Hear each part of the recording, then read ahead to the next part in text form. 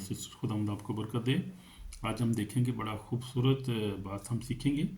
तो कलाम में लिखा है मरकस 3 बाब और उसकी 28 आयत में लिखा है, यीशु मसीह ने कहा, मैं तुम सच कहता हूँ कि अपने आदम के सब गुनाह और जितना कुफर वो बकते हैं माफ़ किया जाएगा, लेकिन जो कोई रूल को उसके हक में कुफर बके वो अब तक माफ़ी ना पाएगा, बल्कि अब्दी गुनाह का कसूरवार होगा।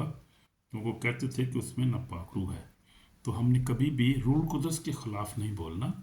अगर हम कहीं देखें कि खुदा का काम हो रहा है, खुदा के मोज़त हो रहे हैं, किसी चर्च में हो रहे हैं, जो खुदा का खादम कोई कर रहा है रूल कुदस की हदायत से कर, हम जानते हैं कि ठीक है, मुखालफत नहीं करनी किसी की भी, किसी पास्टर किसी खादम की, खुदा के पाक रूह की। अगर ऐसा करते हैं तो खुदा के पाक रूह की मुखालफत हम करते हैं, तो खुदा के काम को मुखालफत करते हैं, माफ़ी नहीं इसकी मिलेगी। मेरे भाइयों बहनों, याद रखें कि यीशु ने कहा कि बनी आदम के सब गुनाह और कुफर जितना हम बकते हैं माफ़ किया जाएगा, लेकिन जो रूल कुदस के हक में कुफर बके वो अब तक माफ़ी ना पाएगा, बल्कि अब्दी गुनाह का कसूरवार होगा।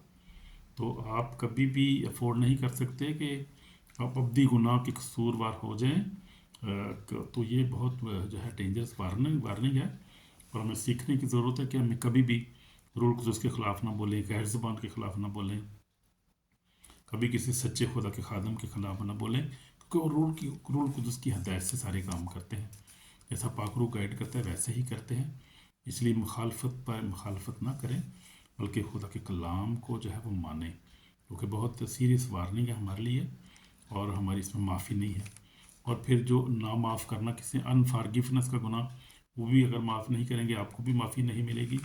फिर मार्क ऑफ द बीस्ट जो है अपने माथे पर, यहाँ पर उस हाथ में भी मार्क लेना, वो भी गुनाह है, वो भी माफ़ नहीं होगा।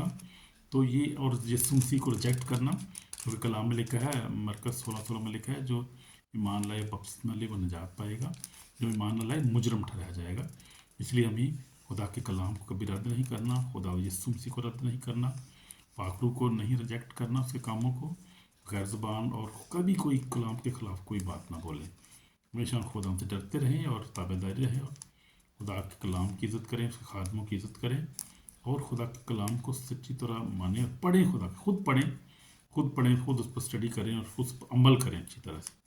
खुदा आपको बरकत दे। खुदा नहीं चाहता किसी की हलाकत नहीं चाहता, खुदा चाहता है कि हर एक की तौबा को नौबत पहुँचे। आपको बरकत दे, माफ़ करे, नवी ज़िंदगी अता करे। पता से बड़ गल बात यीशु मसीह के पाक नाम से मांगते पा लेते। आमीन आमीन।